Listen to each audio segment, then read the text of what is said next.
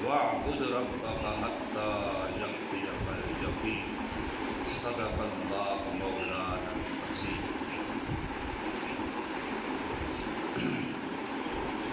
جو لوگ کرتے ہیں اللہ کے ساتھ معبود دوسرا،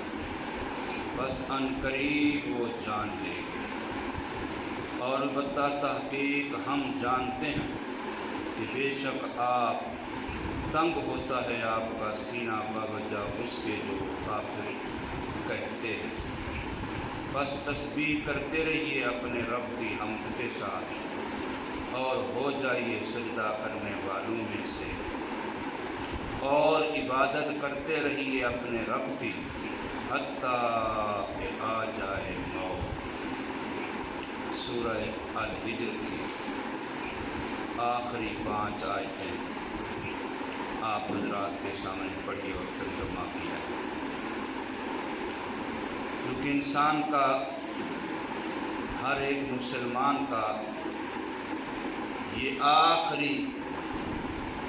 خواہش، تمنا، امنگ ہے کہ اللہ ہمارا خاتمہ ایمان پر فرمائے، خاتمہ بالخیر فرمائے، موت اچھی آ جائے۔ یہ ہر ایک کی زندگی کی آخری امنگ ہے، اور یہ مقصود زندگی ہے۔ ساری زندگی کی محنت کا نچوڑ یہاں ہے۔ اگر یہ حاصل ہو گیا تو پچھلی بگڑی بھی بن جائے گی، اور اگر یہ حاصل نہ ہوا تو پچھلی بنی بھی بگڑ جائے گی۔ حضور نبی کریم صلی اللہ علیہ وسلم سے اللہ تبارک و تعالی یہاں اپنے مخالفین کے ساتھ، ان کے مقابلے میں، ان کی اذیتوں، ان کی گستاخیوں، ان کی دیدہ دلیریوں کے مقابلے میں فرما رہے ہیں کہ آپ اپنے رب سے اپنا تعلق مضبوط کیجیے، اپنے اللہ سے اپنا تعلق درست رکھیے، تو پھر مخالف چاہے کچھ بھی ہوں وہ آپ کا کچھ بھی نہیں بگاڑ سکتے۔ اور یہ بھی اللہ تبارک و تعالیٰ کی ایک سنت ہے، اور ہمارے اکابرین نے بھی اپنی کتابوں میں اس کا بڑا اہتمام کیا ہے کہ کتاب کے آخر کو زندگی کے آخر کے ساتھ جوڑتے ہیں۔ تو یہاں پہ سورت کے آخر کو زندگی کے آخر کے ساتھ جوڑا ہے کہ زندگی کا آخر بظاہر دنیا کی جو زندگی جس کو ہم ابھی گزار رہے ہیں، اس کا آخر انجام موت ہے۔ تو فرمایا موت وہ یقین والی ہونی چاہیے۔ موت کے ناموں میں سے ایک نام یقین ہے۔ جیسے یہاں اس صورت کا بالکل آخر لفظ یقین ہے، تو اس کا معنی بالاجماع بالاتفاق موت ہے۔ موت ایک ایسی یقینی چیز ہے جس کا کوئی کائنات میں منکر نہیں، اس لیے موت کا ایک مستقل اپنا نام یقین پڑ گیا ہے۔ تو فرمایا کہ جو لوگ آپ کا استہزاء اڑاتے ہیں، جو لوگ اللہ تبارک و تعالیٰ کے ساتھ شرک کرتے ہیں، جو لوگ حضور نبی کریم صلی اللہ علیہ وسلم پر اتاری جانے والی کتاب قرآن مجید کے بارے میں عجیب عجیب جملے کستے ہیں۔ کوئی کہتا ہے کسی مفتری کا بنایا ہوا افتراء ہے، کوئی کہتا ہے کسی کاذب کا بولا ہوا جھوٹ اور کذب ہے، کوئی کہتا ہے کسی جادوگر کا کیا ہوا جادو ہے، کوئی کچھ قرآن مجید کے بارے میں مختلف قسم کے پراپگنڈے اور محض جھوٹ۔ اسی طریقے سے حضور نبی کریم صلی اللہ علیہ وسلم کی ذات اقدس کے ساتھ استہزاء اور مذاق اڑانا، اور ایسے ہی اللہ تبارک و تعالیٰ کی ذات کے ساتھ مختلف انداز سے شرک کرنا۔ تو فرمایا یہ سارے لوگ جو کچھ بھی کر رہے ہیں، یہ تو ہے ان لوگوں کا جو ماضی کے تھے۔ اب موجودہ دور میں اگر ایسی آیات کا مصداق یا انطباق دیکھنا ہو تو اس کا آسان طریقہ یہ ہے کہ آیا آج جو ہم کلمہ گو مسلمان ہیں، ہمارا مدعا کیا ہوا کیا بنا ہوا ہے، ہمارا آسرا کس پر ہے، ہم نے اپنا معبود کس کو بنایا ہوا ہے، آیا ہماری امیدیں، ہمارے کاموں کا بننا، ہمارے کاموں کا بگڑنا ہم کیا کس سے سمجھتے ہیں؟ اگر ہم سمجھتے ہیں پیسے سے، ہم سمجھتے ہیں تعلقات سے، ہم سمجھتے ہیں دنیا کی چیزوں سے، تو پھر وہ بت کی شکل میں انہیں بنایا ہوا تھا، مورتی کی شکل میں بنایا ہوا تھا، وہ مشرک بن رہے تھے، اور ہم نے पैसे को बनाया हुआ है, ताल्लुकात को बनाया हुआ है, ओहदे को बनाया हुआ है, दुनिया की चीज़ों को बनाया हुआ है। हमें लगता है यहाँ से हो रहा है, इज़्ज़त भी इन्हीं के साथ है, ज़िल्लत से बचना भी इन्हीं के साथ है, फुला अगर ये सारे मकासद ज़रूरियात हम ये समझते हैं। कोई भी वाक़या हादसा ज़रूरत मुझे पेश आ जाए तो आया मेरा ख्याल पहले जेब की तरफ जाता है या अल्लाह की तरफ जाता है? ये जाता है कि पैसे हैं, कोई मसला नहीं है, डॉक्टर वाकिफ़ है, कोई मसला नहीं है। अगर कोई और कचहरी का मसला है, हाँ जी वकील मेरा वाकिफ़ है, हाँ जी फलां DSP SP मेरा वाकिफ़ है। अगर कोई सियासी मामला MNA MP मेरा वाकिफ़ है। अगर ज़हन उधर जाता है, अल्लाह ताला की तरफ नहीं जाता, तो ये भी मेरे दिल का बुत है जो मेरे दिल में खड़ा है। और इसी को कुरान कह रहा है, अल्लज़ीना यजअलूना मअल्लाहि इलाहन आखर, जिन लोगों ने भी अल्लाह के साथ और माबूद बना रखे हैं, जो काबिल इबादत, अपनी ज़रूरतों को पूरा करने वाले, अपने आप को इज़्ज़तें देने वाले, ज़िल्लतों से बचाने वाले, ज़रूरतें पूरी करने वाले, अगर वो अल्लाह के अलावा किसी और को समझते हैं तो फिर फसौफ यअलमून, बस अभी अनकरीब मरते ही पता चल जाएगा कि हकीकत क्या है। और फरमाया बाकी जो काफिर लोग आपके बारे में जुमले कहते हैं, इस्तिहज़ा करते हैं और आपको जादूगर, आपको लियाज़ु बिल्लाह झूठा, आपको मुफ्तरी और पता नहीं क्या कुछ आपको कहते हैं, तो इससे इंसान होने के लिहाज से आपको तकलीफ़ होती है, आपका दिल तंग होता है, आपका जी घुटता है। ये सारी बातें अल्लाह फरमाते हैं, हम जानते हैं, हमें पता है कि आपको इनकी बातों से, इनके तानो तशनी से, इनके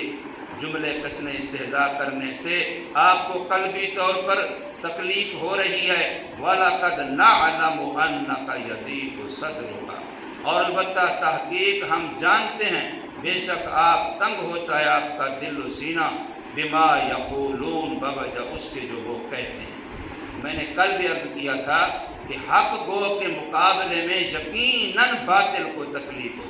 हक़ की एक निशानी ये है, आप टेस्ट करना चाहते हैं, चेक करना चाहते हैं, परखना चाहते हैं कि आप हक़ बोल रहे हैं या नहीं, तो अगर कुफ्र को तकलीफ़ हो रही है, उनके ऐवानों में खलबली मच रही है, तो समझें आप हक़ कह रहे हैं। और अगर उनको कोई भी तकलीफ़ नहीं है, बल्कि वो कहते हैं ऐसे मौलवियों से हमें कोई डर खौफ नहीं है, तो फिर आपको अपने ऊपर नज़र सानी करना होगी कि कहीं मैं भूला हुआ हूँ। तो फरमाया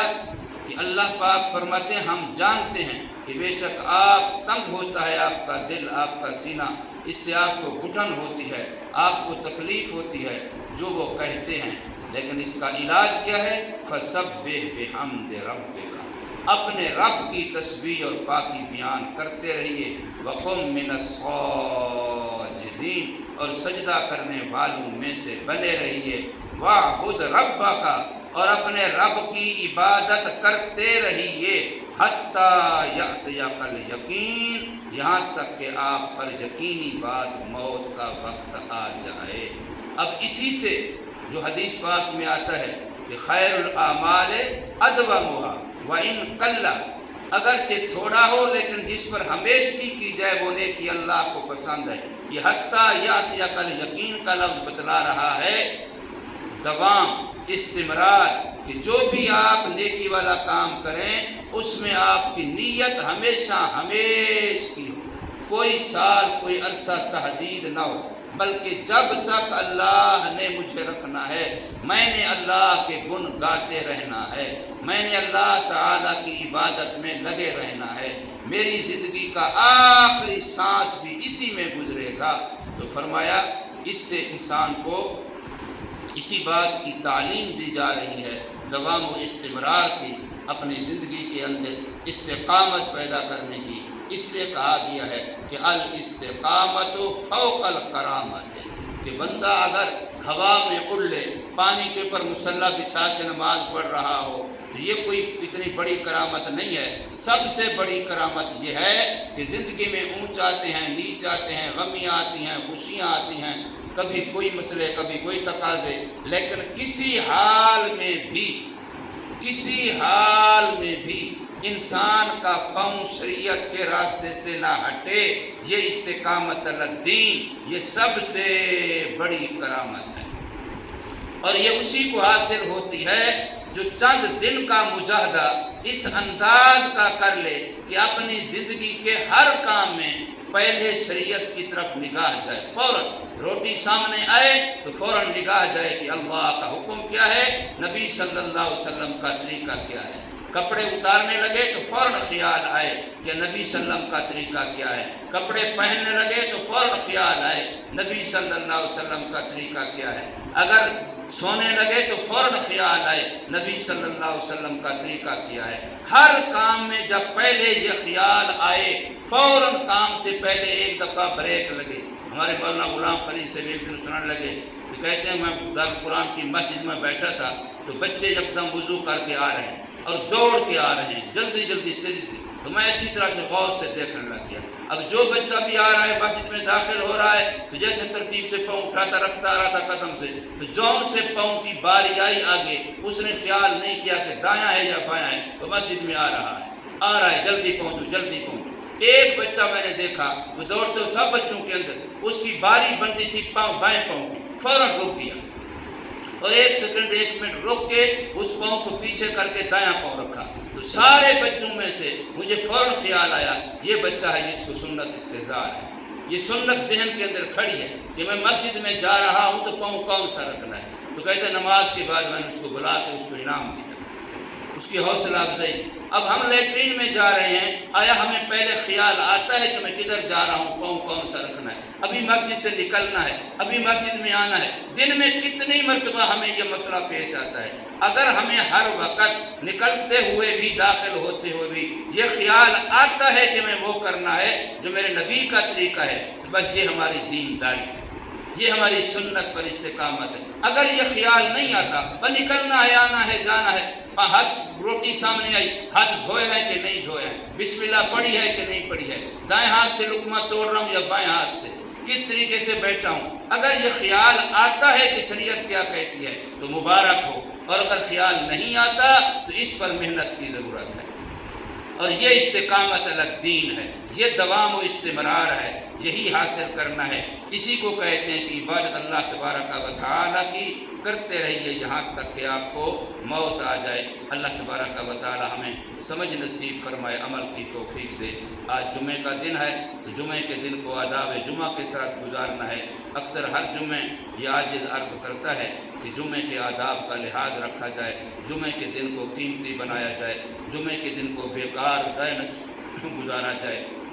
سنت کا اہتمام کیا جائے، درود سلام کی کثرت کی جائے، سورۃ کہف کی تلاوت کی جائے، اور جمعے کی نیت سے اپنے بال ٹھیک کرائے جائیں، ناخن ٹھیک کرائے جائیں، صاف ستھرے کپڑے پہنے جائیں، غسل کیا جائے، اور اسی طریقے سے کنگھا ہے بالوں کا، تیل لگانا ہے، یہ سارے کام اس نیت سے کیے جائیں کہ میں نے نماز جمعہ پڑھنی ہے، اس نیت سے سارے کام کیے جائیں، یہ سارے کام جمعے کے آداب میں سے ہیں۔ اللہ تبارک و تعالی ہمیں توفیق عمل عطا فرمائے۔ یہ سورۃ الحمدللہ مکمل ہوئی۔ اب ہم چند دن جو یہ ذوالحجہ کے ہیں، اس قربانی اور حج کے متعلق چند باتیں صبح کو عرض کیا کریں گے، اور انشاءاللہ پھر قربانی کے بعد دوبارہ اگلی سورت کو شروع کریں گے انشاءاللہ۔